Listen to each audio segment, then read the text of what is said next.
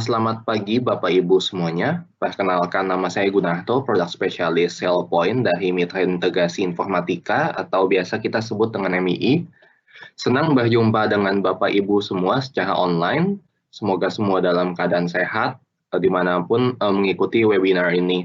Dalam webinar kali ini, MII bekerja sama dengan Sailpoint dengan topik security, yaitu Identity Governance. Mungkin sebagian dari Bapak Ibu sudah familiar dengan security tools di sisi perimeter seperti firewall, web application firewall, IPS, maupun antivirus seperti itu. Namun mungkin belum familiar gitu dengan identity governance. Hari ini kita akan sama-sama belajar apa saja manfaat, benefit gitu, dari governance. Untuk yang ingin bertanya selama sesi webinar ini berlangsung, dipersilahkan melalui kolom Q&A dan di akhir acara akan ada feedback form yang akan perlu diisi.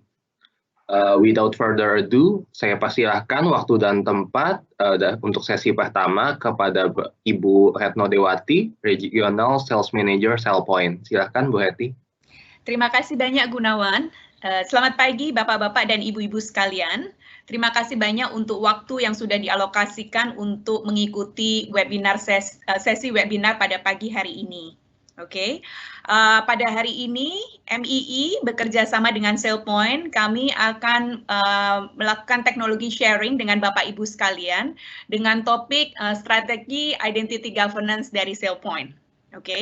Sesi ini dibagi menjadi 3 sesi. Jadi pada sesi pertama kita akan menampilkan pembicara tamu dari salah seorang praktisi IT security di Australia yang kebetulan juga sudah mengimplementasikan identity governance. Beliau nanti akan men-sharingkan tentang pengalamannya pada saat beliau melakukan implementasi identity governance di perusahaannya. Kemudian masuk pada sesi 2. Sesi 2 adalah mengenai presentasi mengenai solusi dari identity governance sendiri. Nanti saya yang akan mempresentasikan. Kemudian di sesi ketiga, Bapak Ibu sekalian juga akan kami ajak untuk melihat demo bagaimana solusi identity governance ini dapat membantu perusahaan Bapak dan Ibu sekalian. Mungkin kita lanjut saja untuk sesi berikutnya, sesi yang pertama.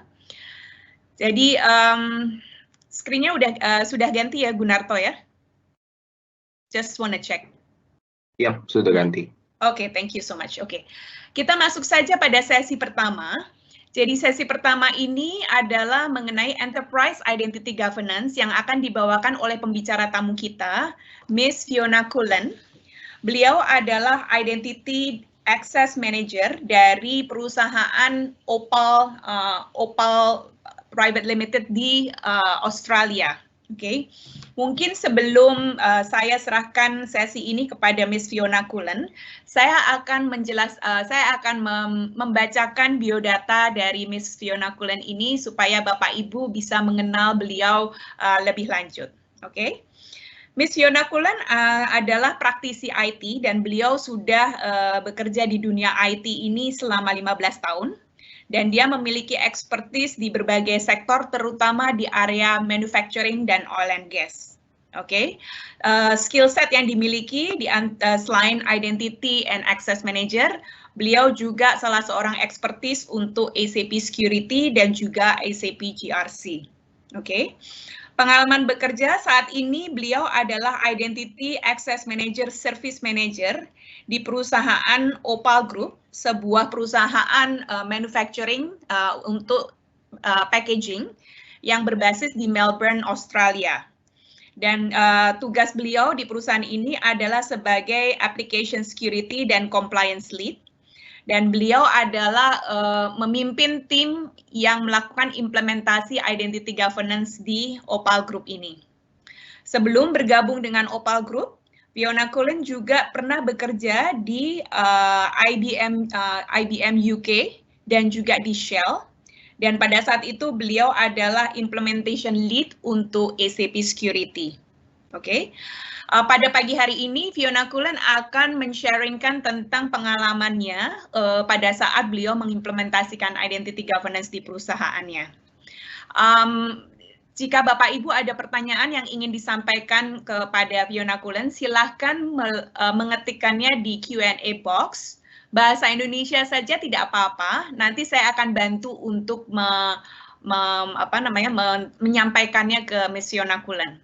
Ya, sesi ini akan dilakukan dalam bahasa Inggris, tapi kalau misalnya Bapak Ibu akan bertanya dalam bahasa Indonesia, saya juga bisa akan membantu dan mungkin saya juga akan merecap juga beberapa poin yang akan disampaikan oleh Miss Fiona Cullen.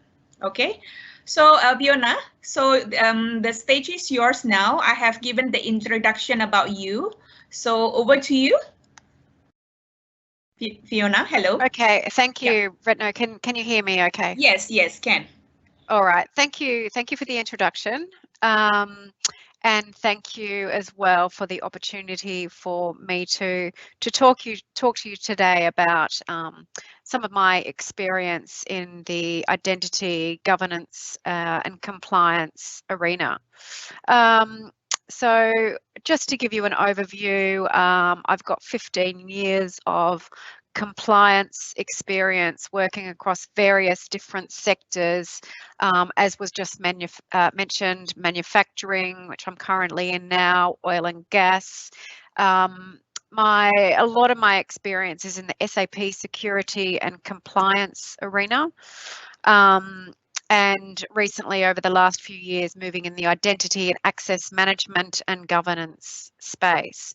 So I'm currently working at a company in Australia based in Melbourne called Opal Packaging.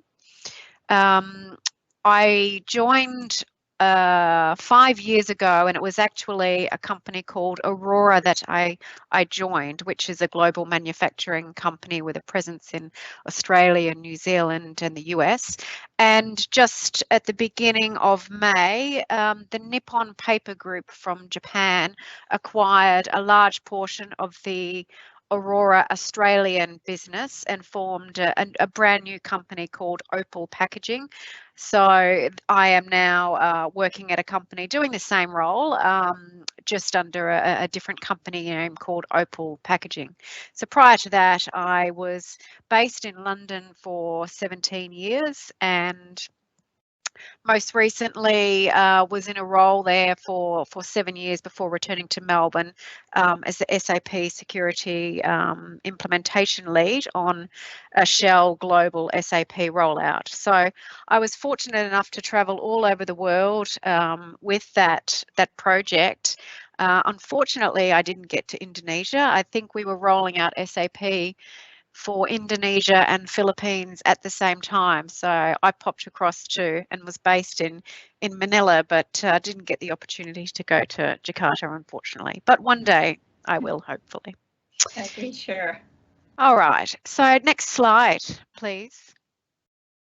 So I thought what I would do is give you some insight into some of the challenges which you'll find are very common across many companies, and this is all based on experience that I've accumulated. It's not specific to any one company, and I'm sure that one or two of these will resonate with you.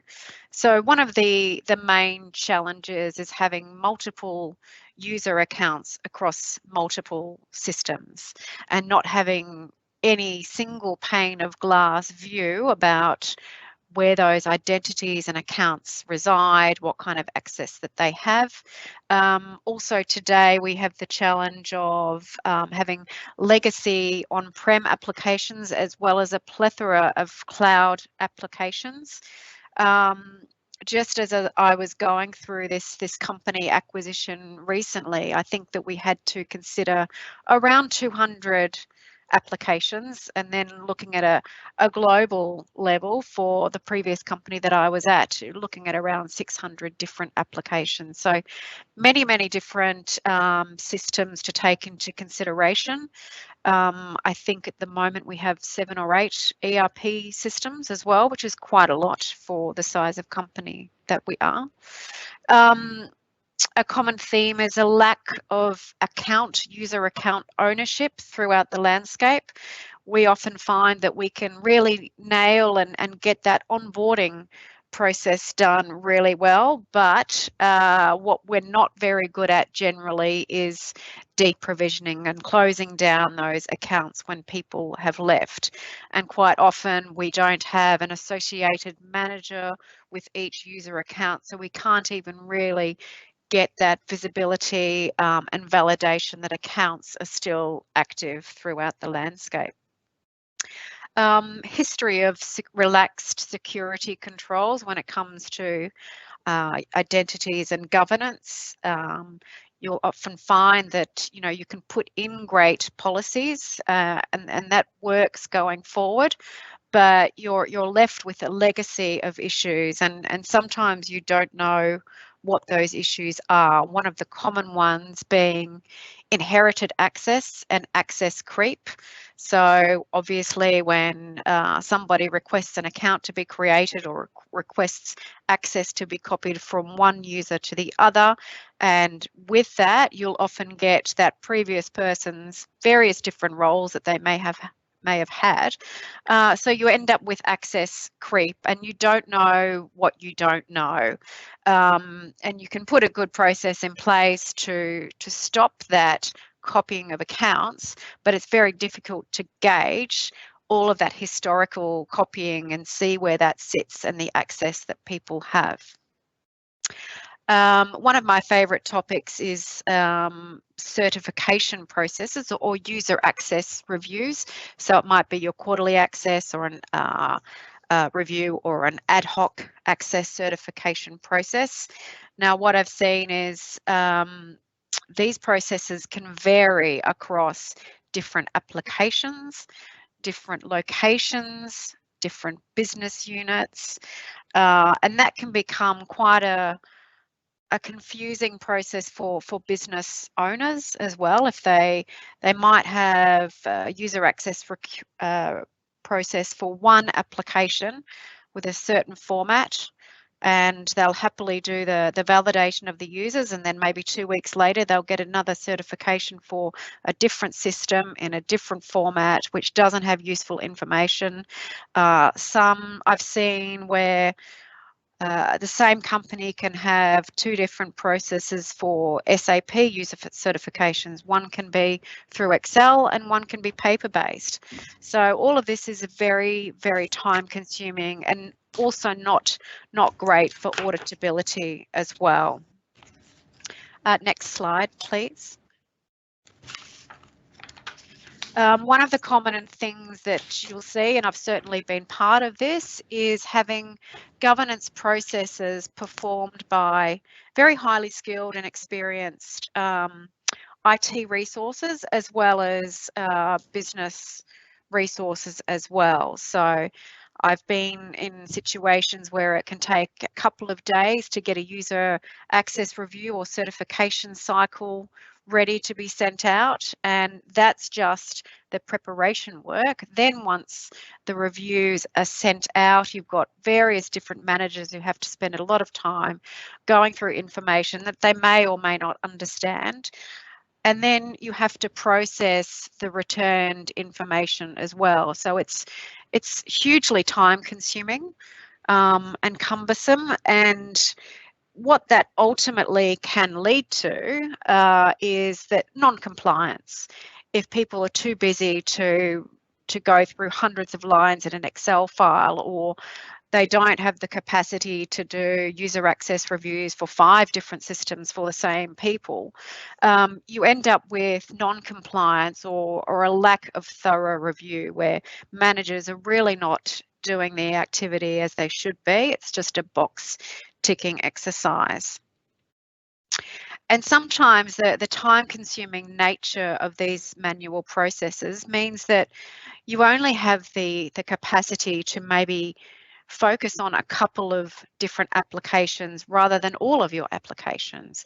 And you really want to be able to apply the same kind of governance across all of your applications, not just pick and choose a few.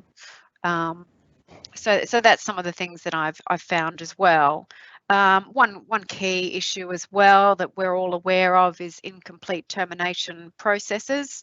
You might have a robust system where you've got a HR system as an authoritative source, but commonly contractors and third parties can often remain open long after those individuals have left, which has a knock-on effect not just for security and cybersecurity, but also in terms of consuming end-user licenses as well.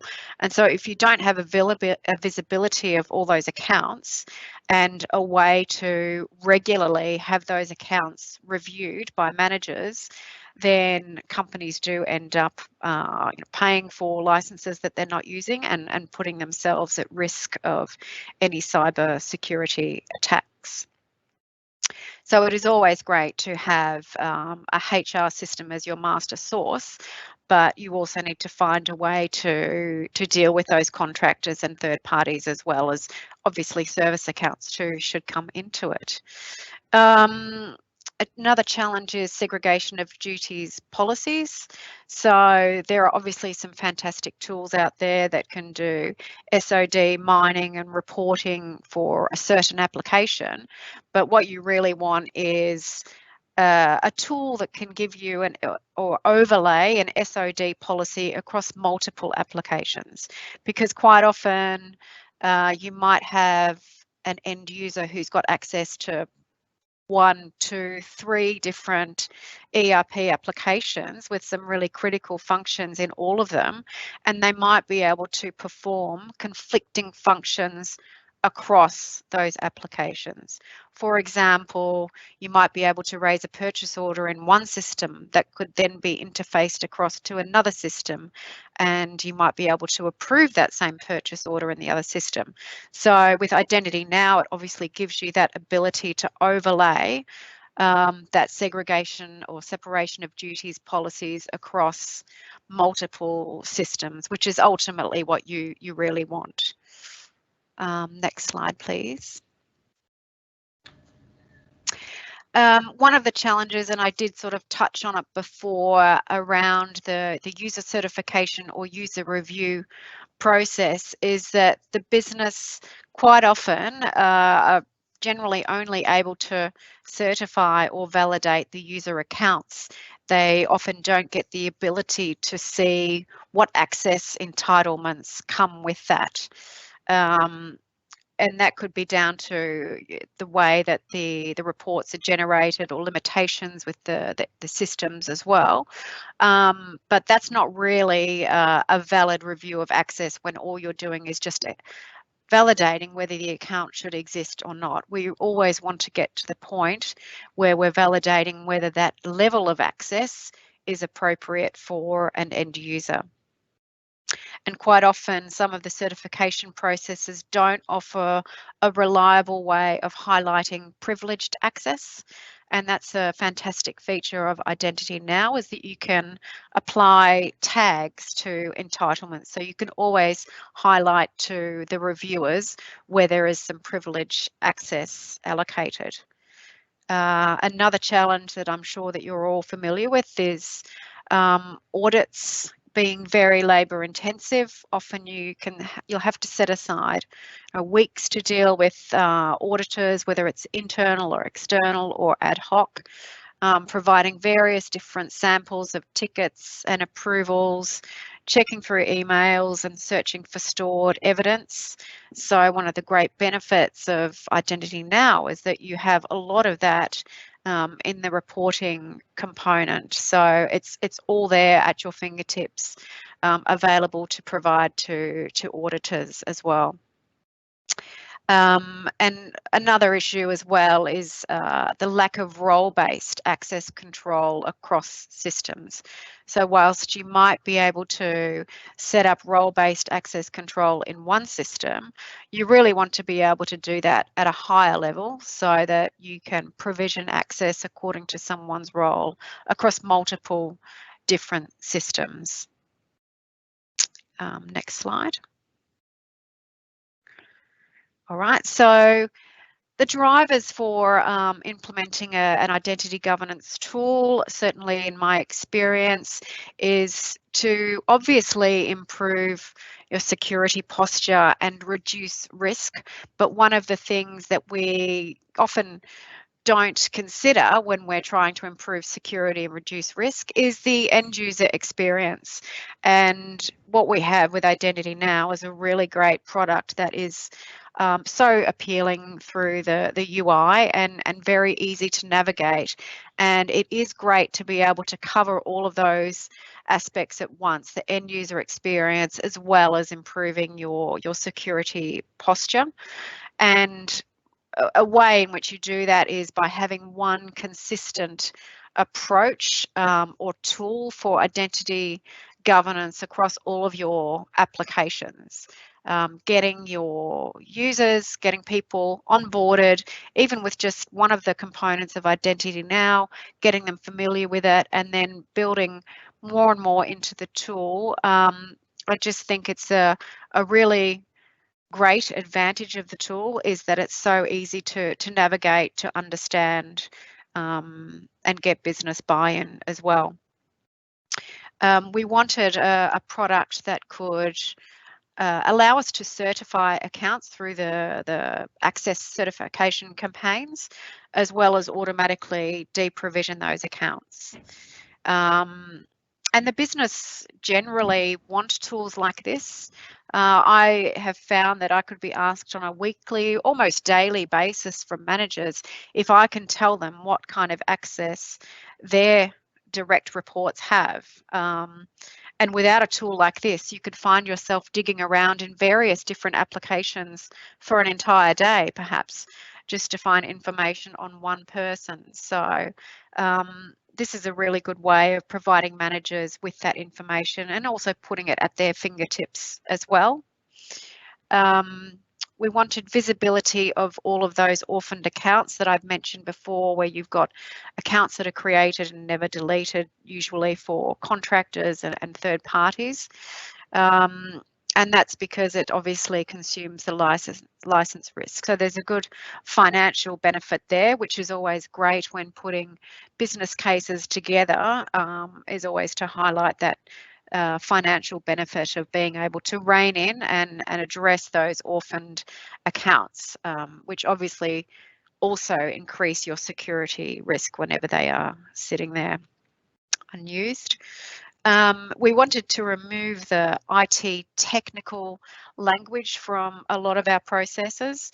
So sometimes if we were to provide a user access review directly from SAP as an example, and if we were to provide the SAP technical role names, that would really have no meaning to a manager. And like I've mentioned before, sometimes if they don't know what they're reviewing, they might just tick the box anyway because it can lead to non-compliance. But with Identity Now, that gives us the opportunity to translate those technical names and language into something that's very meaningful so that people know what it is that they are looking at.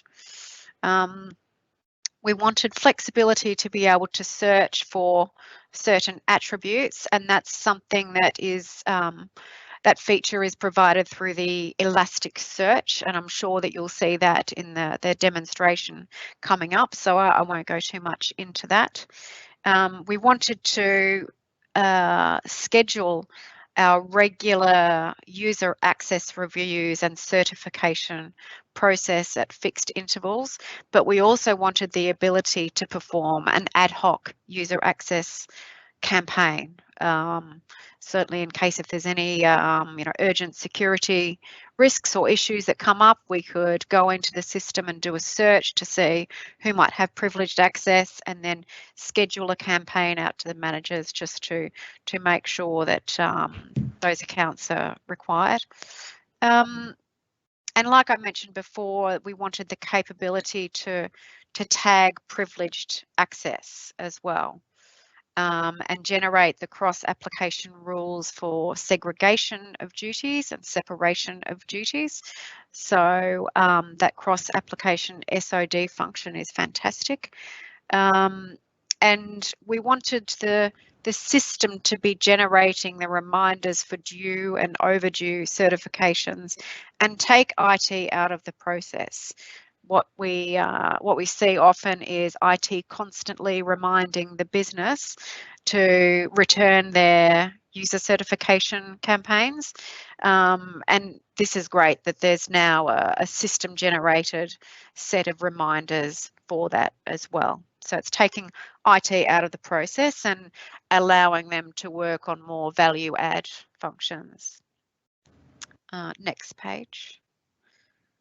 So this is really just a summary of how we find Identity Now to be of benefit. It's automated through user-friendly automated workflows, automatic provisioning and deprovisioning of accounts, as well as automated audit reporting that's there at the touch of the fingertip. We wanted something that's flexible, can connect to any data source, whether that be a legacy ERP application or a cloud-based application. The user-friendly ad hoc Elasticsearch feature that I've just mentioned before, that hopefully you'll see a demonstration of, and inbuilt delegation and forward-on workflow features for user certification campaigns. Obviously, security is a huge requirement, and we wanted compliant access provisioning, as well as visibility of all of the entitlements and accounts that people have. We wanted to reduce rogue, orphaned and excessive access that's sitting with accounts, and wanted to again monitor the privileged entitlements within systems. I think that's the last page. Yes, that's the last one. So thank you so much, Fiona. Allow me to do a recap in Bahasa for you, okay? Okay, so so I change to Bahasa now. Ya, tadi sudah dijelaskan oleh Ibu Fiona beberapa challenge yang dihadapi oleh perusahaan, dan ini menurut saya baik untuk industri manufacturing atau industri-industri yang lain seperti retail, logistik atau transportation, kurang lebih akan sama challenge yang dihadapi, ya. Jadi tadi Fiona sudah sharing kesulitan yang utama dari beliau sebagai security lead di perusahaannya dia adalah dia tidak memiliki visibilitas, tidak memiliki satu dashboard yang dapat melihat atau mengontrol user atau karyawan yang jumlahnya cukup banyak di perusahaan. Dan karyawan-karyawan ini mengakses ke banyak aplikasi di platform yang berbeda-beda, bahkan mungkin ada perusahaan yang menggunakan platform cloud, ada yang menggunakan on-premise, atau menggunakan dua-duanya. Jadi sebagai seorang head of IT security, kesulitan untuk bisa mengontrol akses-akses ini. Ya, itu yang pertama. Kemudian yang kedua adalah tidak ada mekanisme untuk memastikan bahwa user akses yang dimiliki oleh user tersebut memang sudah benar. Contohnya misalnya yang sering terjadi di perusahaan adalah kalau orangnya ini sudah resign dari perusahaan, user account-nya atau akses di aplikasi tersebut itu tidak dicabut. Ya, sehingga bisa berakibat banyak hal. Yang pertama adalah dari sisi lisensinya. Lisensinya tetap bayar terus, padahal mungkin lisensi tersebut sudah tidak digunakan karena seharusnya akses tersebut sudah dicabut, sudah tidak diperlukan lagi. Itu yang pertama. Yang kedua, resiko yang paling besar adalah akses-akses yang tidak termonitor ini, yang akses-akses yang tidak ada yang punya ini bisa menjadi breach, ya, atau menjadi security breach di perusahaan. Oke. Kemudian yang ketiga, pada saat proses audit, biasanya perusahaan ada yang sebut audit atau kadang-kadang mereka sebutnya certification process. Basically ini adalah proses untuk melakukan review user access, ya.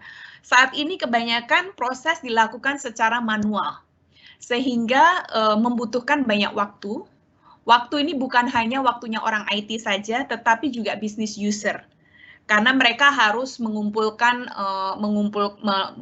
dulu laporannya, kemudian melihat user access, siapa saja yang harus dicabut, siapa yang harus dipertahankan, siapa yang harus diganti aksesnya. Proses-proses ini membutuhkan banyak waktu, menyita banyak waktu, sehingga pekerjaannya jadi tidak produktif lagi.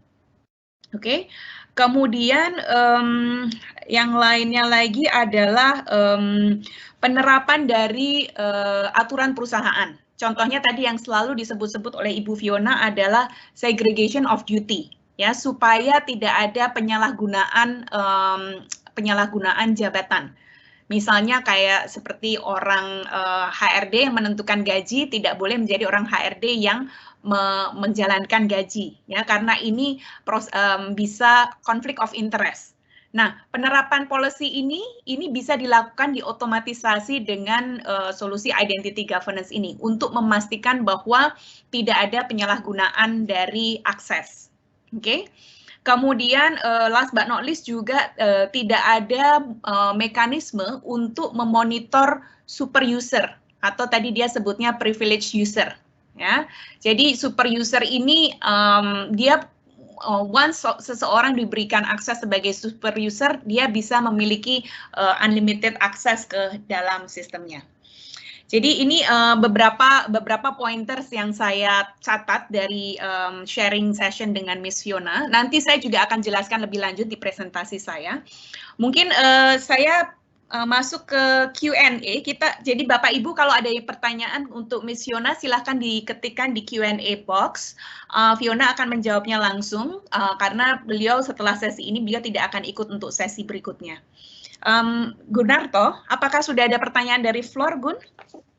Iya, saya coba bacakan ya. Mungkin langsung in English atau gimana? Bahasa Indonesia aja nggak apa-apa, nanti aku coba bantu. Oke, ada yang bertanya, kalau perusahaan saya ingin mengimplementasikan identity governance, bagaimana harus memulainya? Apakah ada saran untuk menentukan prioritasnya? Seperti itu. Okay, so Fiona, there's a question from the audience here. If their company would like to implement identity governance, how they can start this project? Is there any is there any suggestion on how to set the priority on how companies should implement this identity governance? Yeah, so I think in terms of building a business case, I think it's really important to focus not just on the benefits for IT, because obviously there are significant benefits with IT, but the cost benefits as well, whether that's going to be through automating a lot of the processes that are currently done manually, or whether that's through making sure that orphaned accounts or unused accounts are not consuming licenses. But I think it's really important for companies, and when you're building a business case, is to focus on how it will help the end users as well. So make it a three-pronged attack. I'd say focus on security, focus on the financial benefits, but also focus on the business, because that's what I found as well. When you talk about how the business will enjoy using the feature as well, and maybe if a manager currently has to do 3 or 4 different certification campaigns for the same people, how that can cut back their time and give them more time to focus on value add. I think that's really important, that you try and focus on the business as well and how it's going to be beneficial to them, and really how it's going to allow you to focus on more value-add activities rather than performing a lot of these manual tasks. Okay, thank you so much for the explanation, Fiona. Gun, ada pertanyaan yang lain lagi? Ada pertanyaan lain lagi dari audience?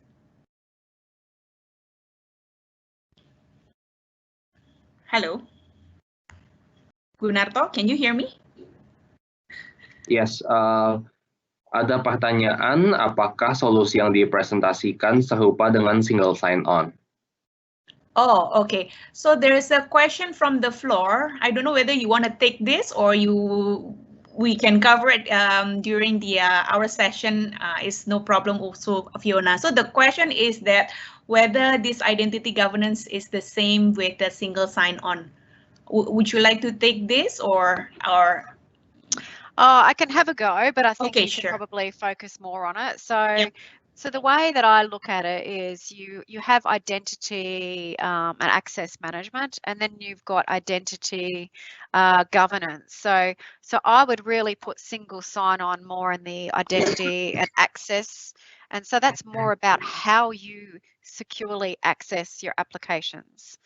So really SSO is how you access an application, whereas identity now focuses more on what type of access you have and what you can do with that access. So I don't think that identity now currently does single sign-on. I think it maybe in the past has, but in my experience, we've complemented Sailpoint with Okta for single sign-on. But yeah, I just see them as two slightly different things. Identity and access management is about how you access the applications, and identity governance is more what kind of access you have and what you can do, and making sure that that's in line with what it should be. Yeah. Ya, oke. So ya menambahkan apa yang sudah disampaikan oleh Miss Fiona. So basically single sign on itu adalah untuk authentication. Jadi memastikan bahwa user yang akses ke aplikasi memang orang tersebut, memang orang yang benar. Kalau yang join adalah Retno Dewati, ya memang benar yang masuk, yang login adalah Retno Dewati. Itu authentication. Atau mereka biasanya sebut identity access management. Oke. Kalau identity governance ini lebih ke otorisasi.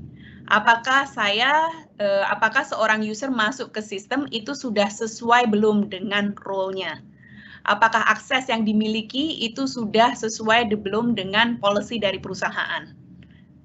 Apakah akses tersebut proses untuk melakukan review itu review dari user access itu dilakukan oleh identity governance, bukan single sign on. Jadi menjawab pertanyaan dari audience tadi, single sign on dan identity governance adalah dua hal yang berbeda, tetapi kita saling complement each other. Dan single sign on adalah seperti tadi yang sudah disampaikan oleh Fiona, bahwa mereka juga salah satu target aplikasi yang diintegrasikan di Sailpoint adalah single sign-on tools. Okay. Any other question from the sorry, Gunarto, ada pertanyaan lagi dari floor? Ya, ada satu lagi. Di kantor kita sudah menggunakan Active Directory. Apakah tugas dari Sailpoint bersinggungan dengan Active Directory? Okay. Jika iya, apakah saya harus replace AD dengan Sailpoint? Okay, jawabannya tidak replace AD. So Fiona, there's a question because the company already use Active Directory. So later we will answer it during the our SE session. But I just want to quick answer to that question. Jawabannya tidak perlu mengganti Active Directory. Nanti pada saat demo kita akan tunjukkan bagaimana Sailpoint akan complement dengan Active Directory. Oke? Okay? Mungkin jika ada yang masih ingin bertanya, silahkan ditulis saja di Q&A box karena waktunya sudah lewat waktunya. Jadi mungkin kita continue dulu. Kalau ada pertanyaan bisa tulis di Q&A box. Nanti di akhir sesi kita akan ada satu sesi pertanyaan lagi untuk general bisa dari sesi Fiona atau sesi yang lain lagi. Oke? Okay? Ibu Reti, I think there's one important question for Fiona. Yep. Right. The question is basically why Sailpoint was chosen. Okay. Yeah. As the identity governance solution. Okay. Yeah. So maybe Fiona, you can elaborate on that. Well, during the exercise of just reviewing various different options, we found that with the identity access, so the authentication part that we've just spoken about, there were a lot of players in that field. So we did look at various different options, but I couldn't really find another tool that is the equivalent of Identity Now, one that integrates so seamlessly with on-prem as well as cloud applications. And obviously it's the leader in that field, referring to Forrest and Gartner reporting. So it was the go-to, and as soon as I saw a presentation or demonstration of the product, I knew that it was capable of fulfilling, every kind of requirement and then some. So there weren't a lot of players that I could find in that field, so obviously went straight to the best and have not been disappointed. So we also wanted a cloud application for this.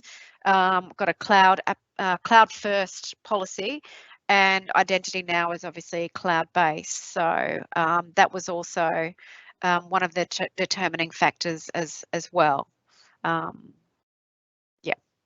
Thank you so much, Fiona, for your explanation here. And thank you so much for your time and your sharing session. I think it's very useful for the all audience here. Me personally also learned a lot from your session, as always.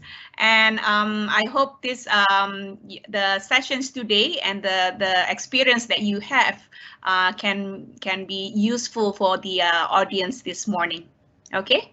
Yeah, thank you so much, Fiona. Thank you very much. Yeah, and if anybody would like to reach out to me on LinkedIn, please feel free if you've got any questions or just want to connect. So please reach out if you would like to. Okay. So your LinkedIn is Fiona, Fiona, just like your names, right? Yes. Yeah. Yes. Okay. Yeah.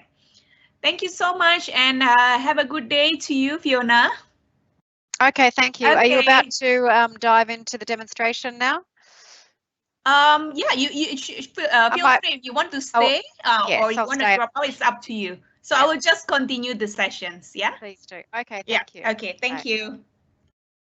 Oke, sekarang kita lanjut untuk tadi sudah dijelaskan oleh Ibu Fiona mengenai mengenai experience beliau dalam penerapan identity governance. Nah, sesi berikutnya adalah mengenai Sailpoint Identity Governance sendiri, seperti apa teknologi ini dan bagaimana Sailpoint ini bisa mengadres challenge yang dihadapi oleh perusahaan. Saya mungkin tadi belum sempat memperkenalkan diri saya. Nama saya Retno Dewati. Saya dari Sailpoint Technology. Saya in charge untuk market Indonesia. Kadang-kadang suka dipanggil Reti juga, jadi feel free. Oke, jadi ini penjelasan mengenai Sailpoint Identity Governance.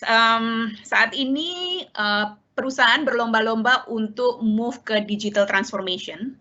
Dan karena digital transformation, semakin banyak aplikasi-aplikasi yang dibuat oleh perusahaan untuk proses otomatisasi, ya, yang tadinya manual sekarang semua dibuat menjadi otomatisasi, sehingga semakin banyak aplikasi yang dibuat, baik aplikasi itu on-premise maupun aplikasi itu cloud, baik aplikasi yang Bapak Ibu bisa beli jadi as a package, misalnya seperti ERP atau HR system atau finance system, atau pun juga aplikasi yang di custom dev, yang dibuat sendiri oleh perusahaan, oleh tim application development di perusahaan Bapak Ibu sekalian.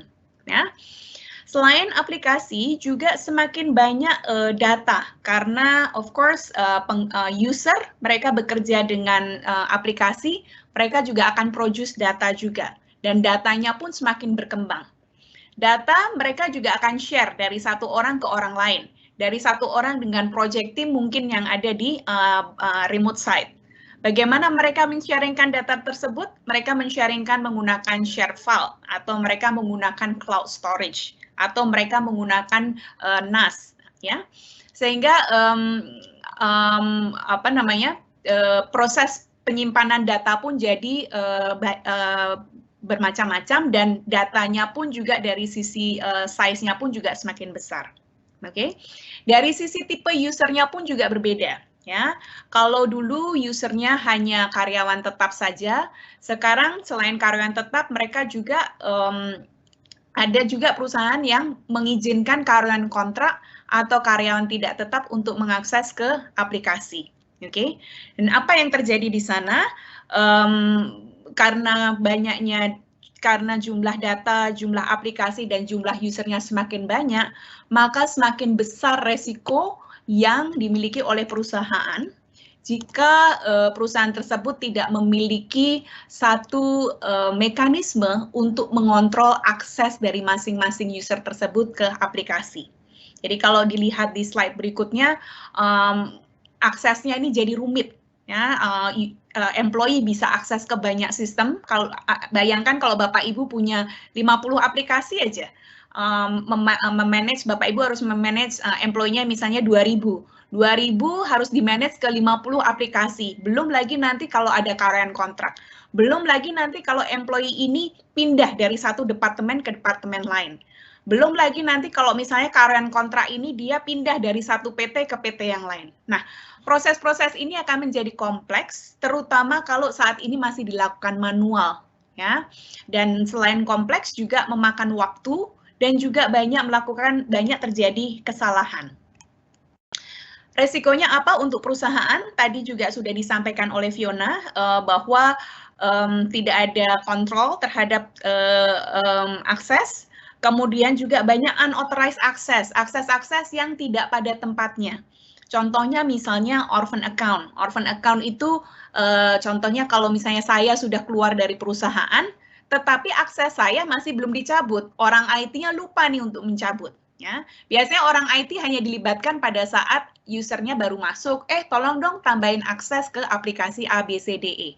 Tapi kalau user ini resign atau user ini pindah, akses-akses yang lama biasanya mereka tidak cabut. Mereka lupa untuk mencabut akses tersebut. Sehingga yang kejadian adalah akses tersebut masih ada di situ.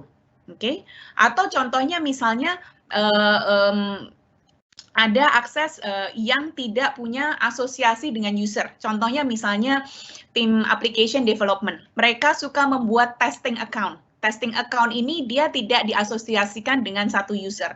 Sehingga berbahaya karena akses ini bisa menjadi jalur masuknya breach. Ya. Jadi orang bisa menggunakan unauthorized access ini untuk melakukan hal-hal yang tidak diinginkan oleh perusahaan.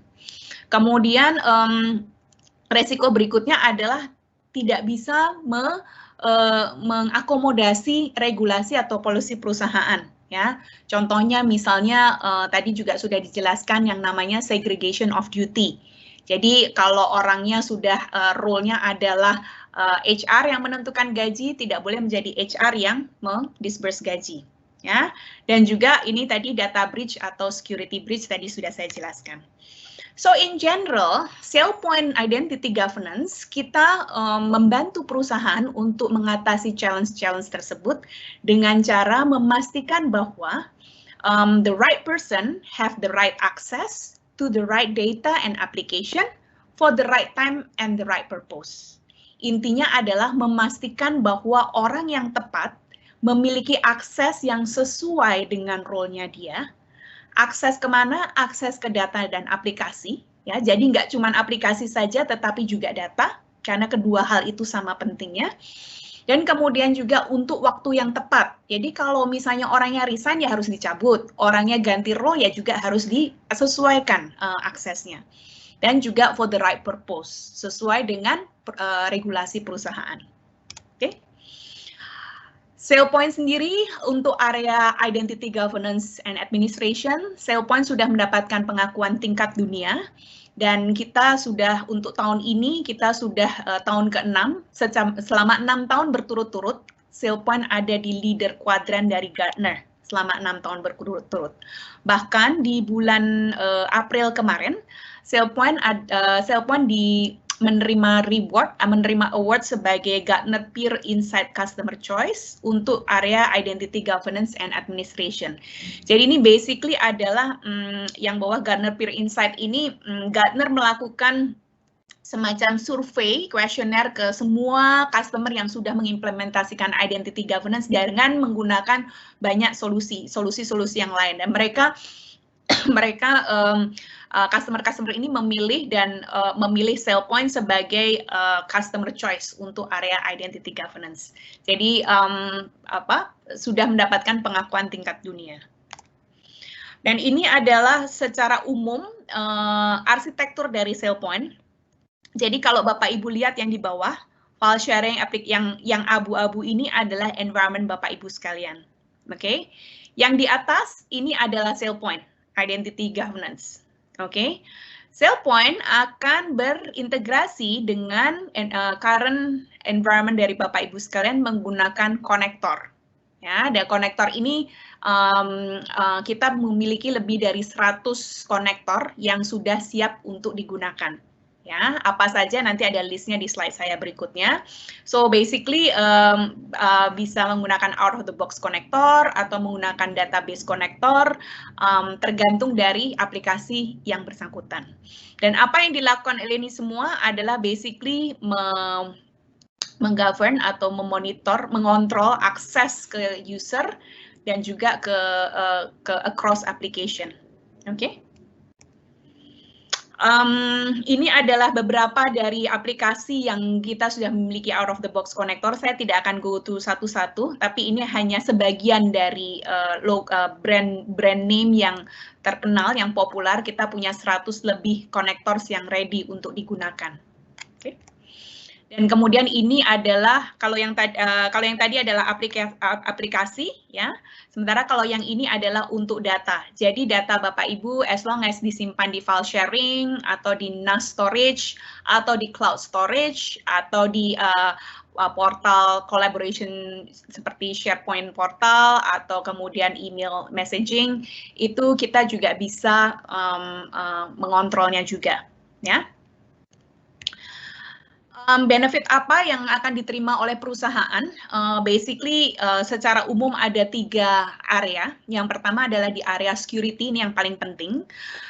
Dari sisi security, Sailpoint akan membantu perusahaan Bapak untuk bisa mengurangi resiko breach, security breach, ya, terutama dari ancaman dari internal perusahaan.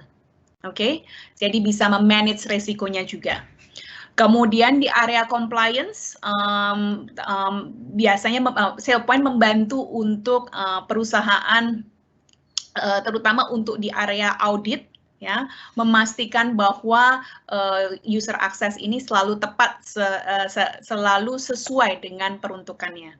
Kemudian juga di area IT operation, basically ini adalah untuk mengotomatisasi supaya proses untuk pemberian dan pencabutan user access ini bisa menjadi lebih efisien. Oke, so itu saja mungkin dari saya. Saya akan hand over sesi ini. Kita langsung lihat saja demo dari Sailpoint-nya sendiri. Saya langsung pass this session to Ki Hwat. Kalau Ki Hwat, you can share your screen now. Can you see my screen now? Not yet from my side. Okay. Bisa kelihatan nggak, Gun? About now? Ya. We can see it. Okay. Bapak Ibu, kalau ada yang ingin bertanya, tetap silahkan langsung saja ketik di Q&A box. Nanti kita akan jawab setelah sesi demo ini selesai. Terima kasih. Go ahead, Ki Hwat. Okay, thank you. Sorry. Hi, my name is Ki Hwat. I'm basically the Senior Identity Governance Consultant for Sailpoint. Just a quick background, a little bit about myself, right? I've been in the cybersecurity space for over 70 years, right? Of which 13 years was primarily focusing on identity and access management. So what I'm going to be doing today is I'm going to be walking through with you, the Sailpoint Identity Now platform. Okay, so for every employee, right, whether it's employee, a user like a contractor or a third-party user, right, the identity journey normally starts from what we call a trusted source, right? So for the demo that I'm going to be showing you today, right, I'm going to be showing you a employee journey, right, whereby, when an employee joins an organization, what happens is their information, their user profile is actually first created from a HR system, right? So the screen that you're seeing here is actually a screen from the HR system called Orange HRM, right? So what I've done this morning, was to actually create this user. Let me just quickly log on again. So what I've done is I've actually created a new user this morning, right, called Fandi Ahmad, right? Yeah, so, and this is actually created on the HR system, right? And Fandi Ahmad is actually a procurement analyst. That's his job title. He's based out of Singapore. He's working in the finance department, right? And Fandi Ahmad over here also reports to a guy called Jerry Bennett. Okay, so this user profile was created by a HR personnel, right? So what I'm going to show you next is basically, how it then looks like from a Sailpoint Identity Now perspective, right? So the screen that you're seeing now is basically, a dashboard of an administrator, right? As you can see here, you can actually see my name here, Ki Huat Yo. I'm actually an administrator for this platform, okay? And from this dashboard, I could very quickly see, are there any passwords or are there any accounts that is associated to me, right? Are there any requests that was made by me? Are there any approval tasks, right, that I will be required to take action on? And then there's certification, there's my access, as well as, manage non-employees, right? So this dashboard basically gives the user a quick view of what is pending or if there's any action that needs to be taken, right? And I just want to quickly highlight this manage non-employees, right?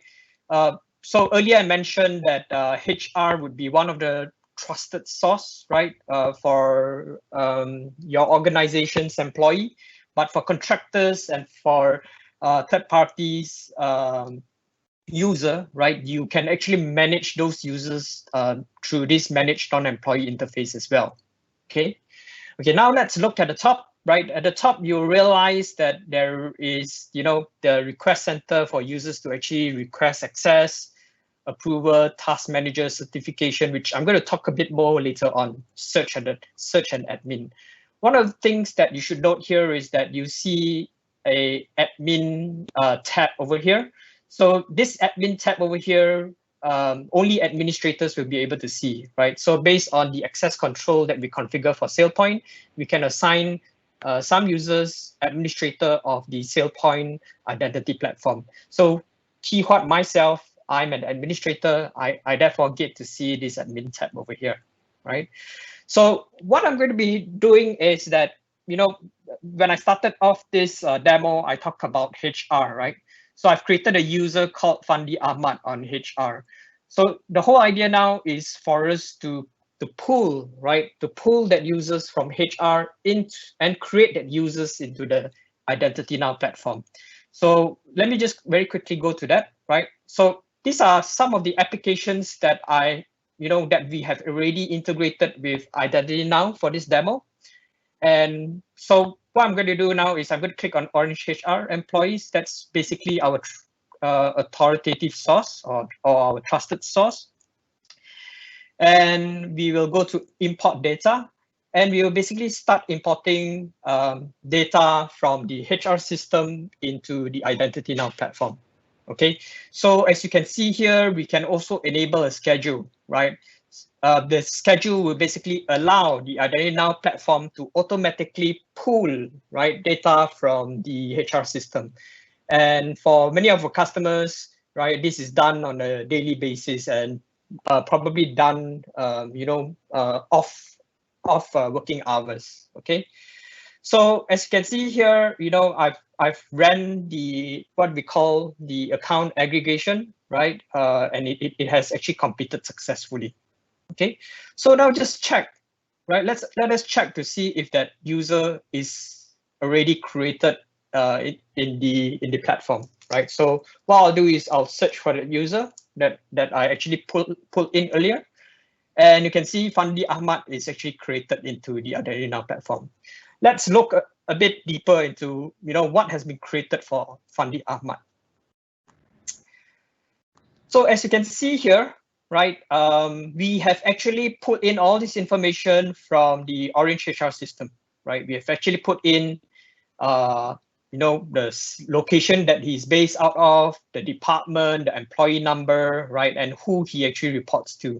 We have also put in informations like the work mobile number, right, which identity now can actually use, right, to basically manage the user's passwords in the future. Okay, so now let us look at the accounts tab. If you look at the accounts tab, right, you realize that this user is automatically provisioned an Active Directory account as well as a ServiceNow account, right?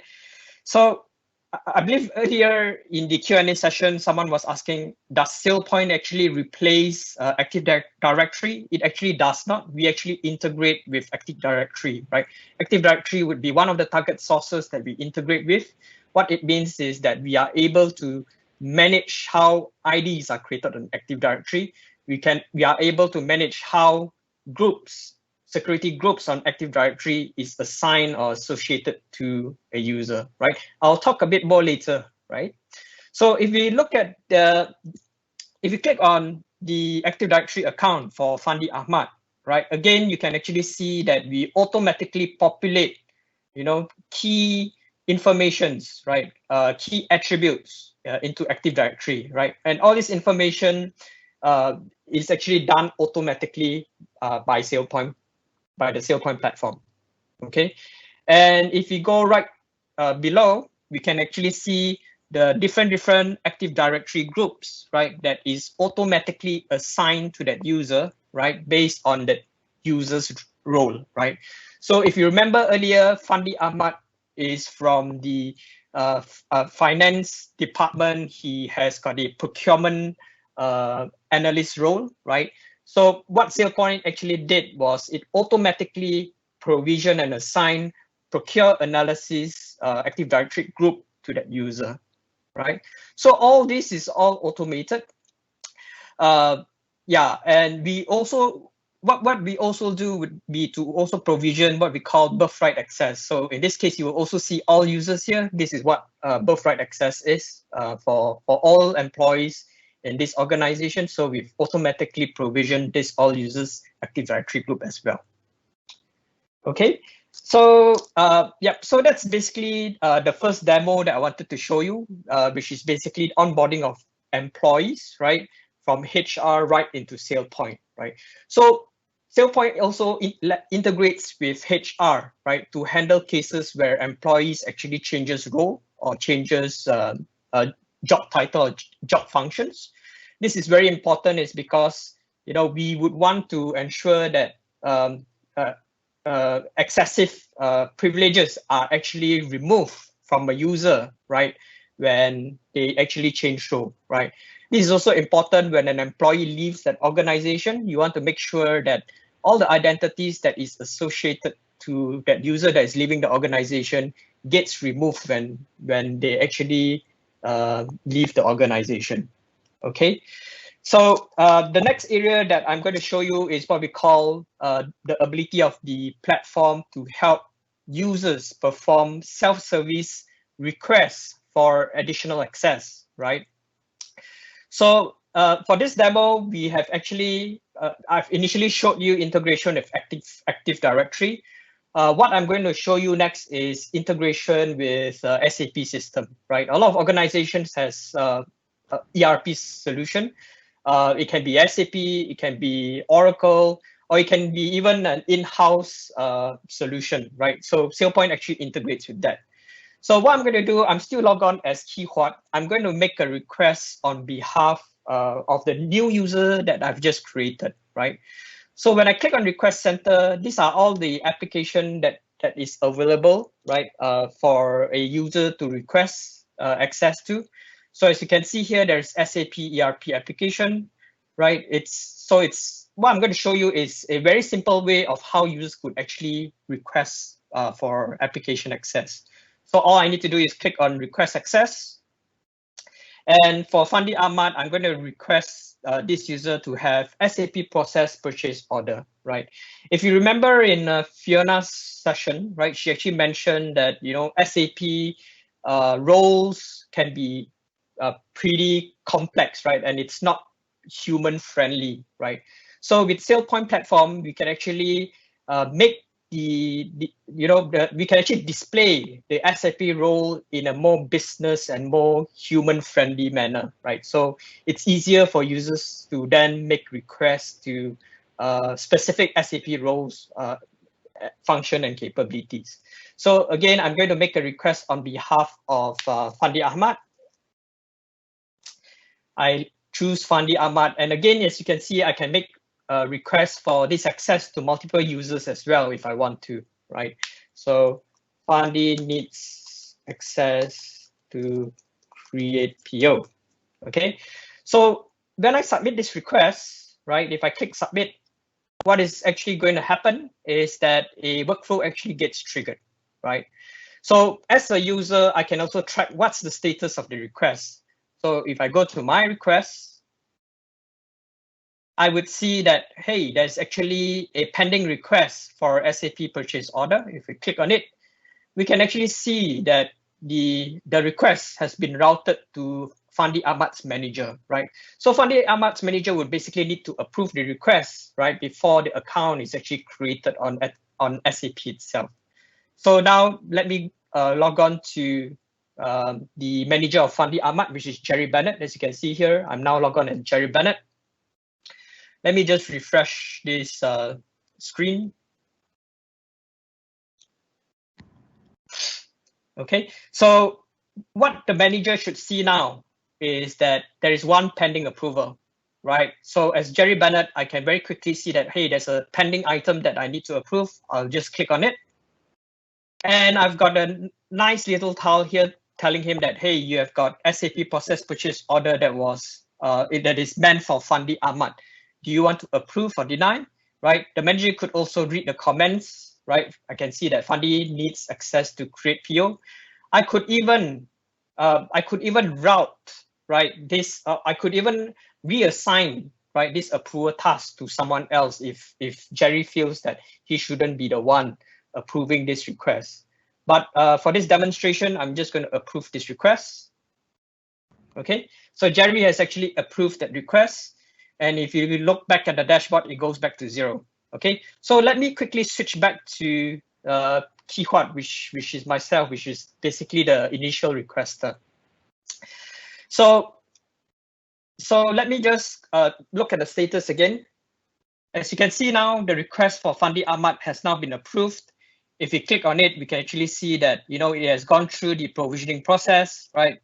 And what it means is that the platform has actually created an account on SAP itself, and the request is now completed. Okay, so very quickly, let me just show you from an SAP side, just to prove to you that the account was actually created on SAP. Over here is basically a SAP console, right? What I'm going to be doing is basically looking for that user that I created. So if I look for that user, Fandi Ahmad, I should now be able to see that user. Okay, so that user was created by Sailpoint platform, right, automatically, right, without any manual intervention by a SAP basis user, right? And you can see that this user has got dialog capability, meaning he's able to access SAP. And if you look at roles, right, we have automatically assigned the SAP role to the user. As you can see here, the role on SAP is not user-friendly. If you are not familiar with SAP, you would not understand what this is all about, right? But with Sailpoint, we made it very simple during the access request process, right? So yeah, so that's basically what I wanted to show you, right? The integration of Sailpoint platform with SAP, and how easy is it for users to actually make requests when you have this platform. Okay. So the next demo that I'm going to be showing you is basically on what we call user access review, right? Some people would also call it identity certification. So for this particular demo, right, I'm going to be showing you from the lens of Jerry Bennett, who is a manager, right? So when you perform user access review, right, typically like what Fiona as well as Betty has mentioned, it is actually a very tedious, it's a very labor and labor intensive activity, right? So traditionally, what you would have to do is you would need to export out data from, say, a SAP system, your finance system, right, your HR system. And what you will normally need to do is you would need to manually, right, try to identify who owns this and this account, right? And during the user access review, right, it's very important for the reviewer, right, to be able to identify, that if an employee has left the organization, right, identities that is associated to that user is actually disabled or deleted, right? So how Sailpoint is helping a lot of customers is basically to help with this user access review process, right? And over here, you can see here, when I log on as Jerry Bennett has got 244 items to actually review, right? And this 244 items, right, would be related to all the employees, right, that reports to Jerry Bennett, right? So let's have a look. Let's click on it. So as you can see here, this user access review, right, is due in 29 days. So when you perform a user access review campaign, you would normally want to have an expiration date, right? So that you want to ensure that identities are being reviewed on time, right? So if you click on the tile itself, the user access review tile itself, right, what you would actually see would be all the employees over here that actually reports to Jerry Bennett, right? And as you can see here, Adam Kim here has got Active Directory finance access, right? He has got multiple Active Directory groups assigned to him, right? If I were to click on Albert Williams over here, right? Again, I can see that Albert Williams here has been assigned accounts payable analyst role. He would also have over here, you can see that he's also a Amazon or AWS Power User Access, right? And from here, as a reviewer, you could actually very quickly see, right, what does this mean? Is this a privileged account, right? So through the use of flags, right, we'll be able to help reviewers identify what account or what access are normal access, what access are privileged access. And the flag over here basically tells us that this user has privileged access. If you click on this information button over here, right, it basically tells you that these are the different flags that are available, right? Plus tells you that this access is new access. Asterisk basically means this is birthright access, and the shield with the check is basically privileged access. Okay, so as a manager, right, he would then decide whether to approve or revoke the access, right? If I were to revoke access for this user, right, this user's Amazon Power User Access will actually be revoked from the user. But in this particular demo, I'm just going to click approve, right? And that basically goes to the completed tab. So with Sailpoint, we actually assist users to perform this user certification, right? Through multiple views, right? The view that you are seeing here is what we call the identity view, where a manager will actually review access based on identities, right? There is also another view called view as access, right? If I click on this, the manager gets a slightly different view, right? They can actually review the access based on roles, access profiles, as well as entitlements, right? So if I click on roles, I can see that these are the two roles that's available in this certification campaign. And if I click on procurement analyst, right, these are the user that has got the procurement analyst role, right? If I click on accounts payable analyst, we will then see that these are all the users, right, that has got this accounts payable analyst role. Okay. The other thing is that if you click on entitlements, right, we can also see these are all the different entitlements that we pulled from the various applications that we integrate with, right? So the entitlements that you see here would be entitlements that we are pulling from Active Directory. from AWS, right? So when it comes to user access review, right, people likes to have a simple way of performing reviews, right? So this access review, this access view, right, allows the reviewer to basically say, for example, I know these are all users in the organization would have this all users group on Active Directory. Then if that's the case, the reviewer can actually perform what we call a bulk approval, right, of of allowing all these users to continue to have access to this all users privilege on Active Directory. So what I did was I select all, and all I need to do is just click on this, and it will automatically review, right, this all users privilege on Active Directory. Okay, and one last part is on access profile. If you look, I've got a user here that has got a SAP process purchase order. Sometimes during the process review, you want to be focusing on a particular sensitive application like SAP, right? So you could very easily just look at SAP purchase order, right? You'll be able to see who are the users of SAP and with the ability to do process purchase order. And in this case, it's James Lee. I can just approve it as well, right? So yeah, so this is how access review is actually performed on Sailpoint Identity Platform, right?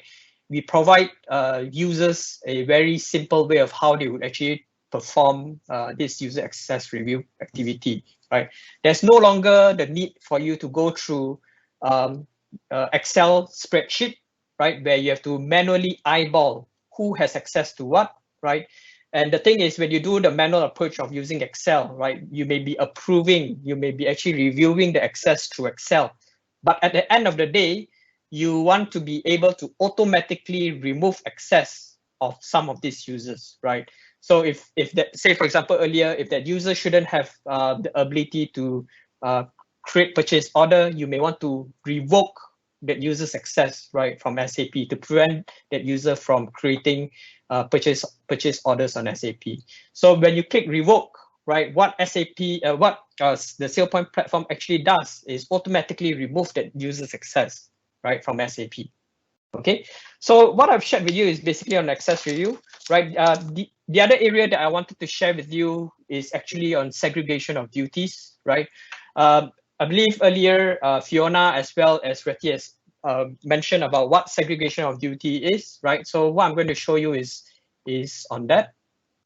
So Sailpoint actually uses what we call a very powerful Elasticsearch engine, right, to identify who has access to what, right?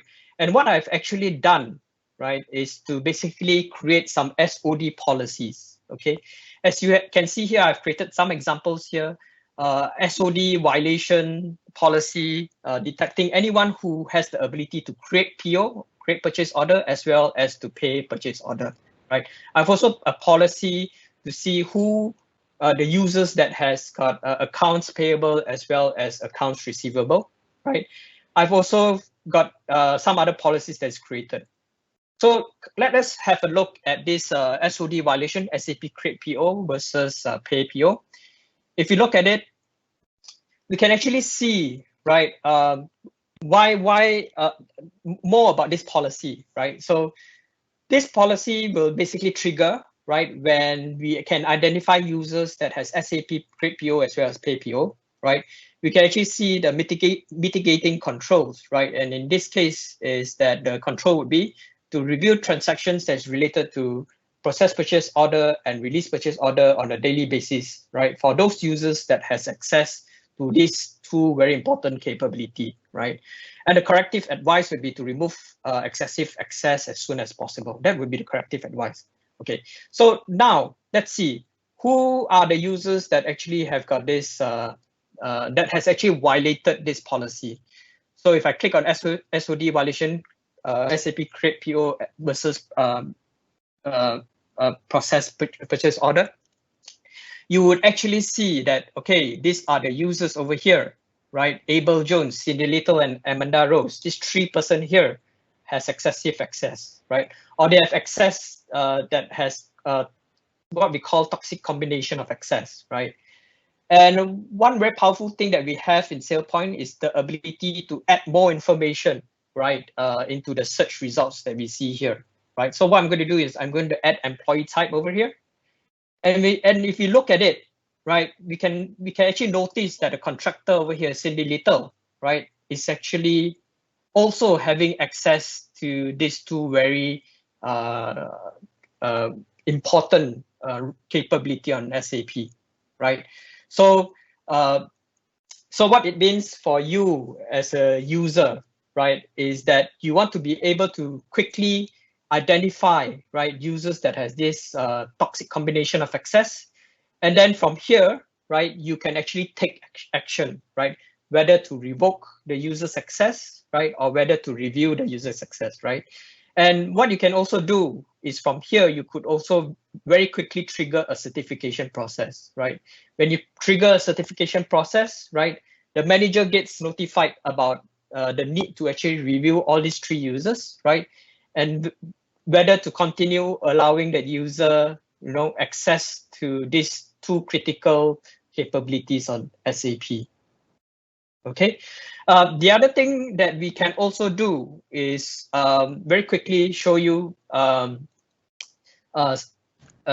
ability for us to actually schedule, right, send a report automatically to the person that is interested to view users that has conflicting access, right? So as you can see here, there's view subscription. You can actually subscribe to this report, and what we do is we can automatically send an email to you, right? And in this case, what I've configured is to send an email on a daily basis at 6 a.m., right? A report to anyone that is concerned, right? To be able to see who has got this toxic combination of access. Okay, so let me talk a bit about from a reporting capability perspective, right? What do we offer from a reports perspective? Let me just quickly show you from an administrator view. From a reporting perspective, right, we can actually look at, for example, employees with SAP account, contractors with SAP account, right? So as what Fiona mentioned earlier, licenses for some of these ERP applications can be very expensive, right? So you want to make sure that you only create an account for people who really needs it, right? So as you can see here, when I can actually create a report, right, listing users that has SAP account, and in this case, contractors that has SAP account. And we click on this, we can actually see Cindy Little is actually a contractor, right? We can also see employees with SAP. These are all the employees within the organization that has access to SAP account, right? We could also see dormant accounts, right? You may have a lot of employees with that may have gone on long vacation or has left the organization. The account state has actually become inactive, right? But somehow the accounts that they have, like for example, Active Directory, SAP, their emails, Office 365, right?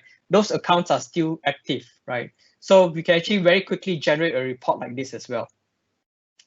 Okay, and also, you know, sometimes you want to create very simple reports, right? I want to identify who are the contractors in the finance department, right? Finance being a pretty sensitive department, you want to be able to identify who are employees as well as who are contractors, right? You could very easily do that as well, right? How we do all these reports, right? It's very, very simple, right? It's through our what we call Elasticsearch capability on the Identity Now platform, right? If you're interested to look at this in more detail, right, we can actually have a separate one-on-one session to go deeper into this. Okay. Yep. And I think one more report that I probably want to show is, you know, you may want to be able to see some audit reports, right?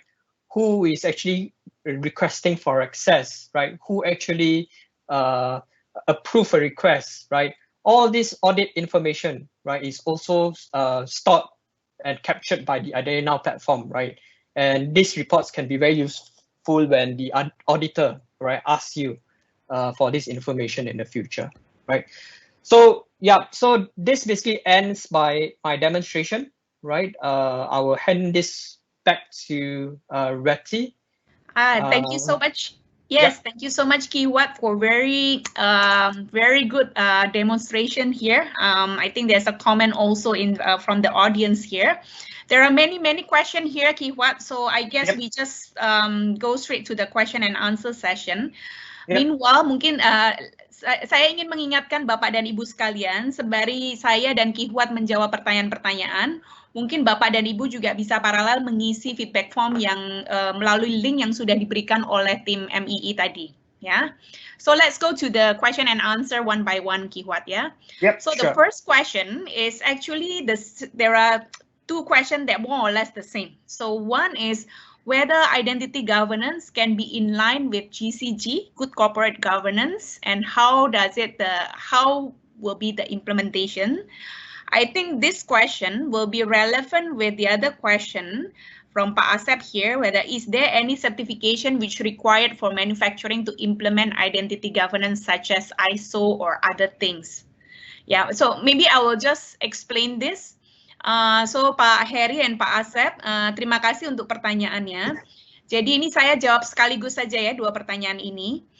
Good corporate governance ini cakupannya luas Pak untuk sebuah perusahaan. Ya, dia bisa mencakup dari sisi GCG untuk area business ethic, GCG untuk area let's say finansial, keuangan, atau misalnya GCG untuk area customer service. Ya, nah salah satu part dari yang akan diakses selama GCG ini adalah dari sisi audit internal. Oke, nah kalau dijabarkan dari audit internal sendiri, ini nanti sub kategorinya ini bermacam-macam Pak. Ada audit internal untuk keuangan, ada audit internal untuk HR, ada audit internal juga untuk IT. Ya, nah biasanya identity governance ini akan masuk untuk audit IT audit. Nah, IT audit sendiri bisa isinya macam-macam Pak. Ya, salah satu dari komponen yang nantinya akan diaudit di IT itu adalah mengenai penggunaan yang akan diaudit adalah user access. Ya, nah jadi Sailpoint ini mengadres salah satunya adalah untuk memastikan user access ini sudah comply sesuai dengan aturan perusahaan. Oke. Selain itu juga ada nanti audit IT yang relevan juga dengan akses ke data. Nah, ini juga Sailpoint akan membantu ke area itu juga. Oke, jadi ini sekaligus juga menjawab pertanyaan Pak Asep yang menanyakan certification yang required in the manufacturing such as ISO. Nah, biasanya identity governance ini nanti masuk di komponennya ISO 27001, Pak. Itu nanti yang related dengan IT. Oke. Do you want to add something here, Kiwat? Or you want to answer? There are many other questions which is technical, which I might you to.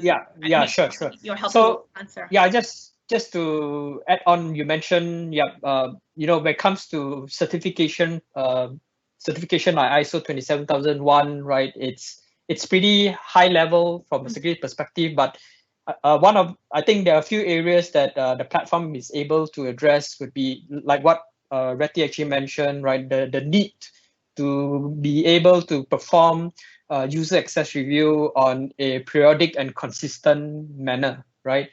And also, there would also be clauses that basically is related on users having excessive access, right?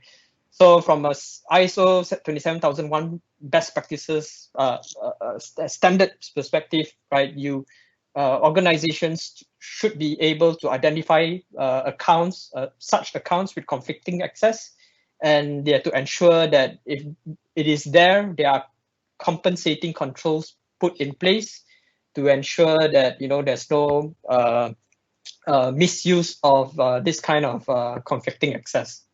Okay, so let's look at the other questions. The other question is that can I get it right? Sailpoint is software to control access to application. Yes, the answer is yes, Ibu. The answer is yes, Ibu Setiawati. This is the solution to manage access to application, but not only to the application, but also to the data as well. Yeah, I think we elaborated quite intensive during the presentation as well as in the demo session. Okay. There's a question on how to count, bagaimana cara menghitung lisensinya. Sailpoint dihitung berdasarkan jumlah user, Bapak dan Ibu sekalian. Jadi tidak dihitung berdasarkan jumlah aplikasi, ya. Hanya saja ada beberapa aplikasi yang mungkin memerlukan tambahan modul. Contohnya misalnya untuk integrasi ke SAP itu ada tambahan add-on modulnya.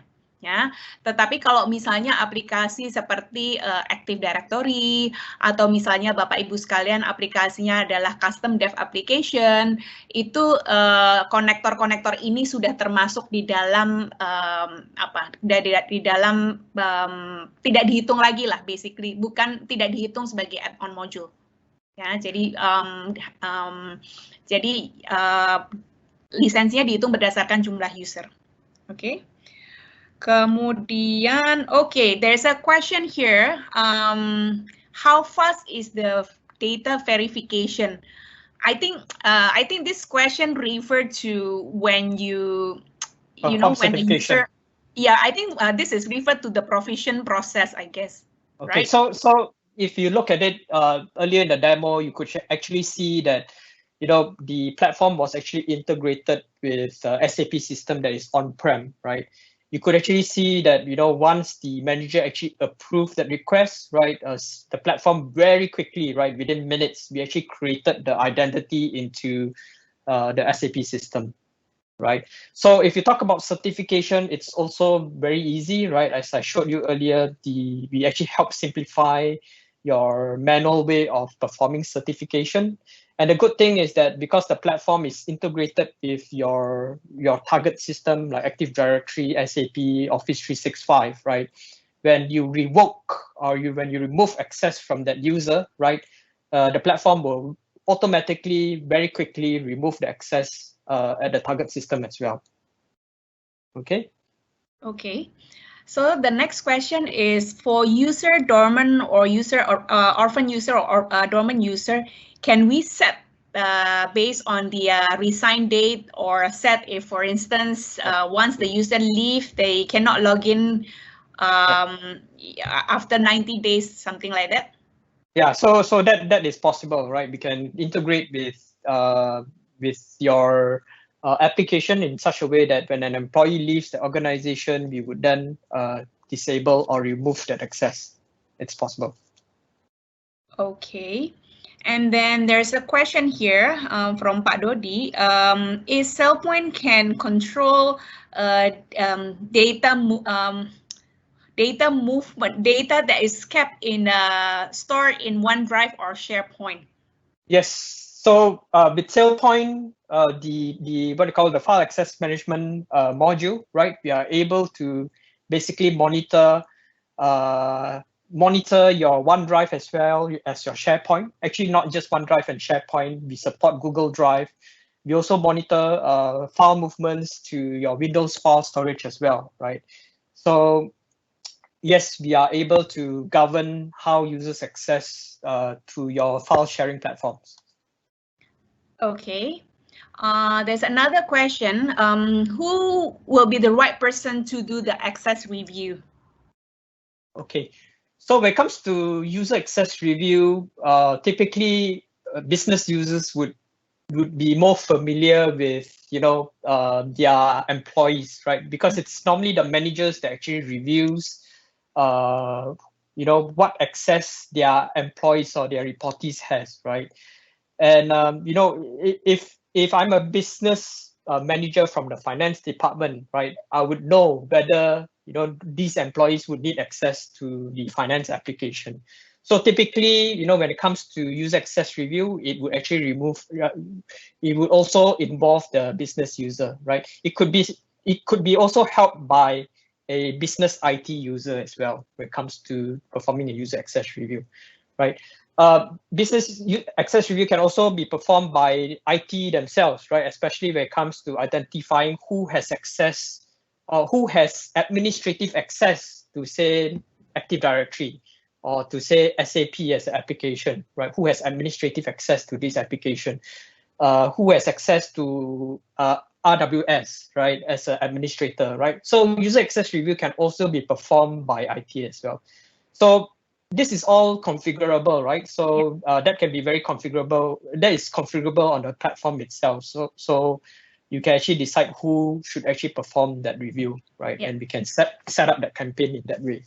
Ya, menambahkan dari yang sudah disampaikan oleh Ki Huat, jadi salah satu fungsi dari identity governance ini adalah meleverage sebagian pekerjaan ini ke business user, karena jadi supaya IT tidak semuanya ini dipegang oleh IT, karena sebetulnya yang tahu mengenai bisnis proses itu adalah orang business usernya sendiri. Contohnya misalnya di manufacturing, ya, ada permintaan request akses untuk user yang ada di pabriknya sementara ada di luar kota. Kadang-kadang orang IT nggak tahu nih siapa sih user yang ada di luar kota ini, ya. Tapi dia harus punya tanggung jawab untuk membukakan akses ke user-user yang ada di luar kota yang notabene dia sendiri tidak pernah mengenal orangnya, nggak pernah ketemu orangnya, nggak tahu orangnya role-nya bener apa enggak. Ya, itu sebabnya makanya identity governance ini salah satunya adalah untuk memastikan bahwa user bertanggung jawab untuk bisnis prosesnya sendiri, ya. Hanya saja mungkin salah satu yang bisa men-trigger atau men-trigger prosesnya itu bisa dilakukan oleh Head of IT Security. Jadi Head of IT Security bisa memiliki inisiatif untuk misalnya setiap quarter dia akan meminta semua manajer untuk mereview akses ke aplikasi, akses ke direct reportnya, masing-masing. Ya, jadi seperti itu. Then next there's a question whether Sailpoint has complied to the ISO standard and whether there is a standard data security, for instance, in Europe.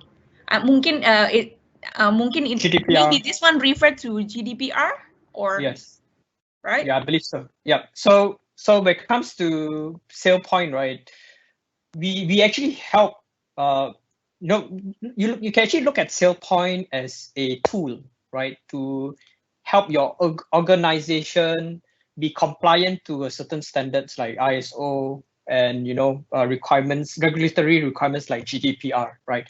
It doesn't mean that when you implement Sailpoint, you'll be automatically be compliant to ISO or GDPR, because Sailpoint is basically a tool, right? And when it comes to being able to comply to these standards, it actually involves people, it involves process, and as well as the technology. So the technology here, Sailpoint basically helps customers to achieve a certain level of compliance to the many clauses that is stated in ISO and in GDPR, right? I hope that answers your question. Okay, last question. I think this is right in English. Does Sailpoint also can be a DLP tools to manage document tracking? Sure. So DLP, so from a Sailpoint perspective, we actually work with DLP, right? We actually complement DLP. If you look at DLP today, DLP covers mainly on data loss at the endpoint as well as at the network layer, right? Where Sailpoint comes in from, right, is very much from the storage or your file storage level, right? So file level. So we actually look at all the files and folders in your, say for example, your Windows file server, your SharePoint, your OneDrive, your Google Drive. We actually look at those areas, right? DLP's role today is mainly more from an endpoint perspective, right? Where it actually involves For DLP, it actually involves a DLP agent on your machine, on your laptop, on your workstation.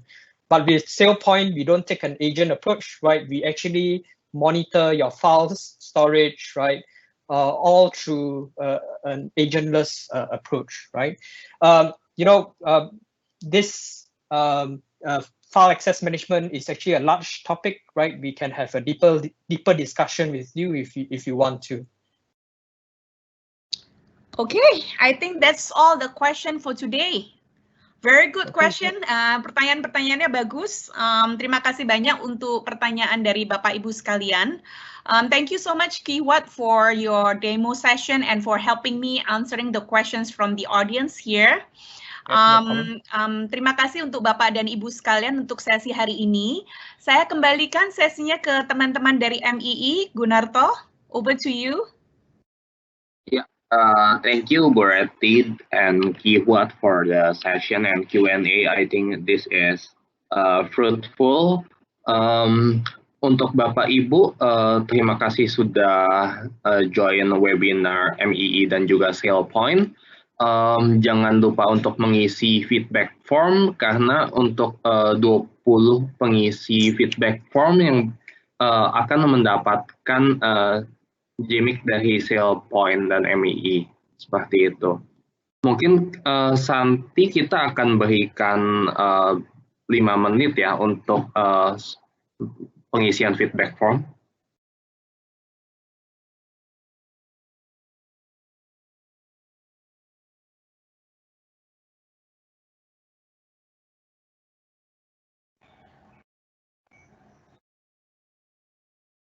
Mungkin kita kasih waktu, saya nggak tahu nih statusnya sudah berapa banyak yang submit. Mungkin Susanti bisa cek di sistem. Kalau misalnya sudah memenuhi quorum, mungkin kita, Gunarto bisa tutup sesinya. Ya. Kalau Bapak Ibu ada yang masih mau ditanyakan, sembari menunggu rekan-rekan yang lain untuk mensubmit feedback form, bisa ditulis saja di pertanyaan di Q&A tab-nya.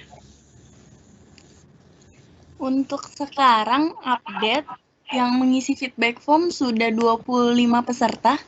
Oke, boleh. Kalau saya mungkin cukup ya Susanti ya? Atau gimana? Mau ditunggu semuanya? Boleh ditunggu juga sih, Bu. Boleh. Oke. Kalau misalnya teman-temannya masih banyak yang belum mengisi feedback form, boleh dibantu untuk mengisi feedback formnya.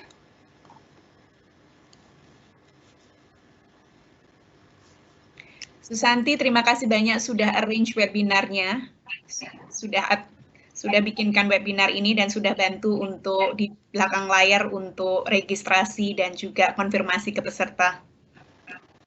Iya, sama-sama Ibu. Terima kasih kembali.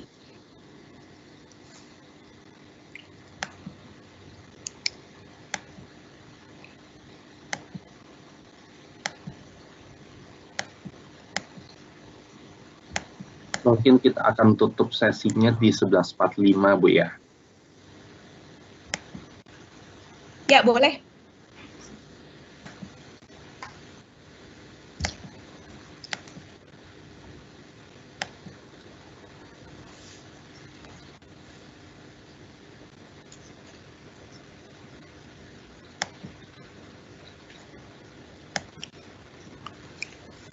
Untuk Bapak Ibu yang mungkin masih akan ada pertanyaan setelah sesi ini, mungkin bisa menghubungi langsung ke kami, ke MII, ataupun directly to Sailpoint. Kita senang sekali untuk membantu Bapak Ibu mengenai pertanyaan-pertanyaan tentang identity governance, khususnya Sailpoint, seperti itu. Gun, mungkin kamu bisa tulis email addressmu sama email address saya di announcement box itu dulu.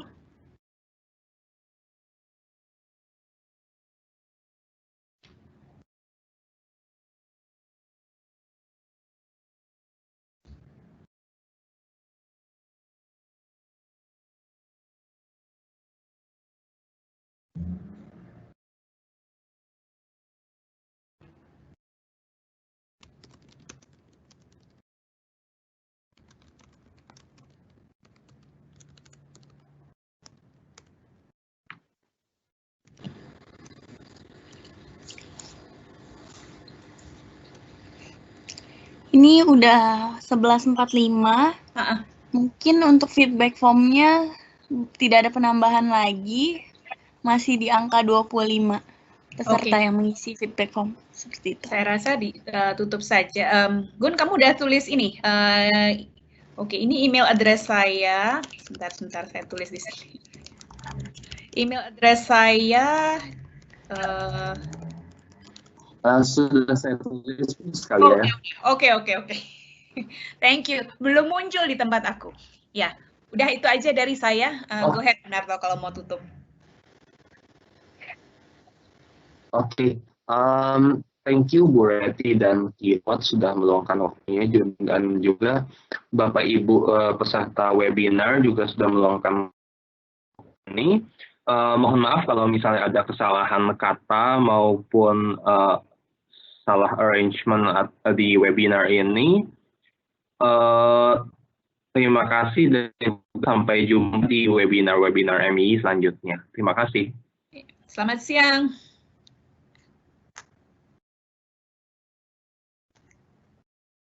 Thank you. Thank you, Kiwat. So let's just press N here.